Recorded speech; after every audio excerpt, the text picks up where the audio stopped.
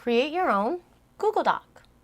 Let's apply what you just learned to your own instructional material that fits your current setting and immediate needs.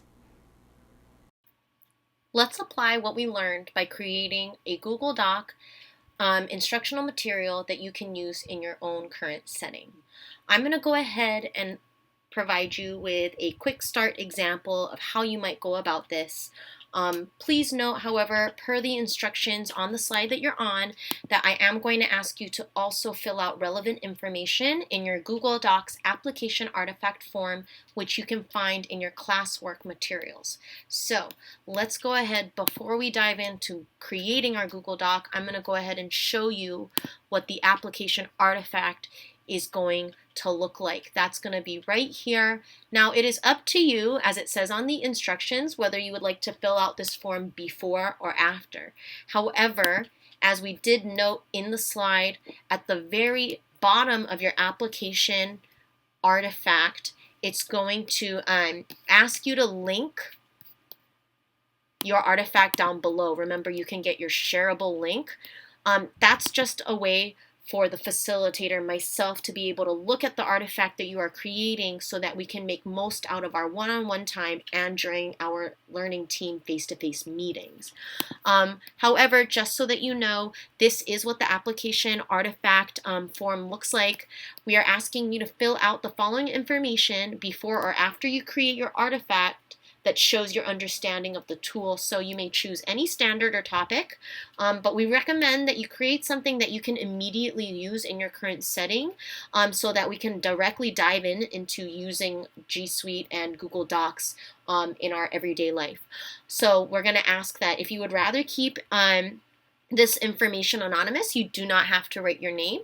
However, we do ask that you let us know your grade level or department, what module you are completing this artifact for, as well as the topic or standards you are addressing. If you are an educator, whether you be a homeroom teacher, a rotations teacher, a PPE, an EA, or any other department, then you can go ahead and you can input that information just so that we can make sure that we're aligning with our standards.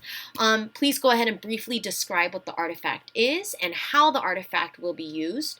It is also going to ask you a question about whether it enhances or substitutes content, meaning enhance, is it going to take something that you already have in your setting a step further, or are you replacing something by substituting a Google Doc in? And just go ahead and give us a little bit more information.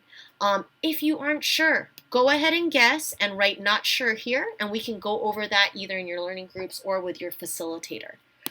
Anyways, going back, what we can do is we are creating our Google Doc. So we're going to click right here. We are going to manage our accounts. I am currently in my Kaneohe account, so I'm going to switch over and take away that one. So we are in our Hawaii DOE. We are doing Google Docs. And so just a quick example of something you can do in Google Docs is maybe you want to create a template that students could use. And so what I might do is I might even just actually go to general templates for our students. And let's say that I wanted to create some sort of visual tool to help our students. What I could do is, straight from this lesson plan template, I could say, let's say that we were figuring out how to solve word problems. So I could write how to solve word problems. Now this would be something that is probably applicable anywhere from second grade and up.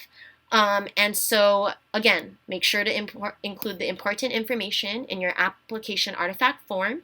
But you could fill in the information and say simple steps. I could write down my name, and let's say that this is something that I wanted to use on the 17th of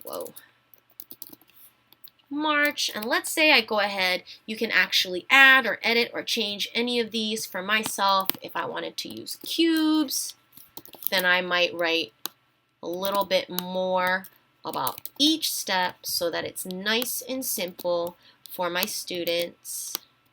and their needs. Now, of course, this is not a final document, but I did want to show you how you could get started in a simple way.